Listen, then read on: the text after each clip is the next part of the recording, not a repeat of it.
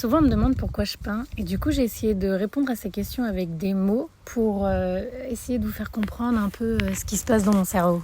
Déjà quand j'étais plus jeune, j'arrivais pas forcément à expliquer mes émotions, à mettre des mots sur ce que je ressentais parce que j'étais toujours bloquée sur la forme au détriment du fond.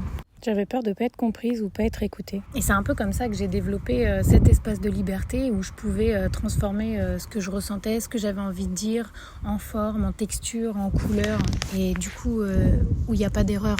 C'est une manière de percevoir le monde où la matière se mélange et dialogue avec l'intime. J'ai découvert depuis peu, c'est que au final, mes émotions ont des goûts, mes souvenirs ont des couleurs et mes ressentis ont des textures.